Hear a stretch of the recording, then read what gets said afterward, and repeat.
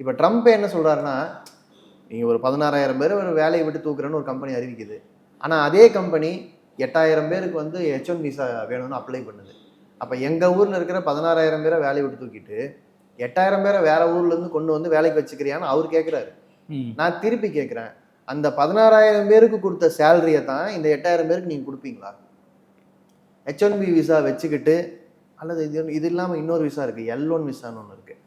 அந்த விசாவும் தான் என்னன்னா, ஒரு அமெரிக்கர்களுக்கு கொடுக்குற குறைந்தபட்ச சம்பளத்துல பாதிக்கும் கீழே தான் நம்ம கொடுக்குறாங்க, இந்தியர்கள் கொடுக்குறாங்க.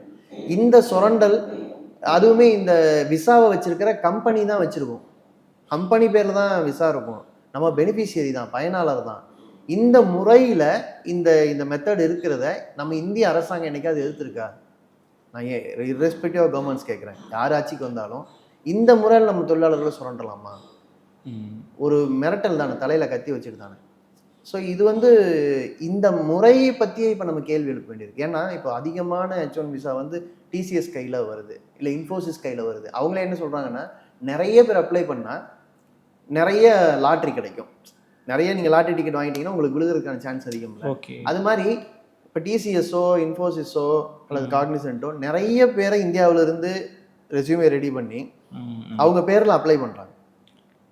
அந்த லாட்ரி முறையில் ஒரு பேரையே 10 தடவை போடுறாங்க வெவ்வேறு யூனிக் நம்பர்ல. இந்த ஸ்கேம் எல்லாம் பண்ண தெரிஞ்ச கம்பெனியால மட்டும்தான் அதிகமான வேலைக்கு எடுக்க முடியும். இவ்வளவு முறைகேடும் இவ்வளவு இன்ஃப்ளூயன்ஸும் வச்சுட்டு ஒருத்தர் வேலைக்கு எடுக்கிற ஒருத்தர், அந்த எம்ப்ளாயி, அதாவது வேலை கொடுத்தவன்ட்ட வேலைக்கு போறவன் எவ்வளவு ஈக்குவலா சண்டை போட்டுற முடியும்? ஸோ இந்த பிரச்சனை அப்படியே இருக்கு. இதை வந்து ட்ரம்ப் சரி பண்ண மாட்டார். ஏன்னா அவருக்கு அது தேவை கிடையாது. அவருக்கு வந்து தன்னோட நாட்டில் இருக்கிற கம்பெனிக்கு குறைஞ்ச வேலையில ஒருத்தன், குறைஞ்ச சம்பளத்தில் ஒருத்தன் வேலை செய்ய வரதா இருந்தால் ஓகேம்பாங்க. ஒருத்தர் சுரண்டது வந்து அவங்களுக்கு பிரச்சனை கிடையாது. அவங்களுக்கு ஒன்னே ஒன்று,